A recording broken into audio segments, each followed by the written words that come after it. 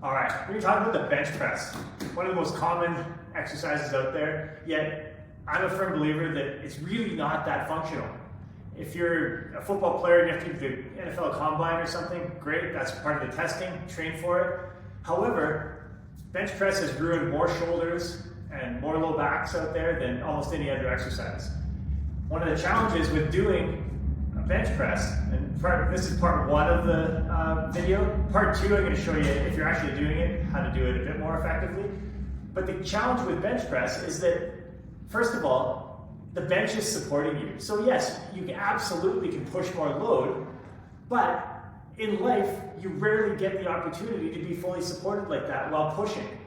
I often make the joke to the athletes I train, or football players. I'm like, if the opposing player runs you over and you're flat on your back, then yeah, you can use the bench press to push the back off you. However, it's very different than standing up and pushing in an unsupported way, where you only have your feet on the ground. That requires so much more core connection, more coordination, more just integration of the body. Whereas when you're flat on the ground, or flat on the bench, your body is being supported, and yes, you're building specific muscles, but not integrating it throughout the body. So if you are going to do this, make this one part of your component or training program, but add more standing, functional pushing, pulling exercises to integrate that strength that you built here. So that's something key that's to remember.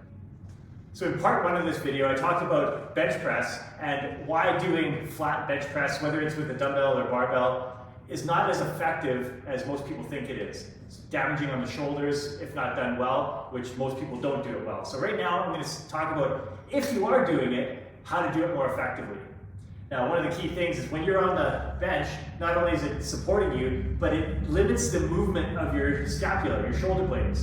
And so a lot of people do this, jam the shoulders down, squeeze it back, and here. And that is really horrible on the shoulders. Because when you look at proper shoulder motion, you have the forearm or the upper arm moving, but you also have the protraction, retraction of the scapula. If you're doing punching as a boxer, you have that motion. Most people do bench press, they jam it there, so it adds extra load right on anterior delts.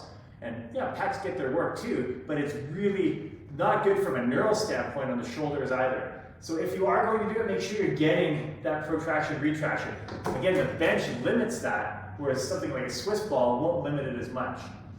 I still say do it standing if you can, but I'm going to show you a couple different options, a couple different ways that people mess up. So from here, with feet on the ground, the biggest thing is, especially when people get too heavy, they start arching their back and they lose the core function. So if you have your feet on the floor, make sure you're connecting your abdominals. These should be tight, right there.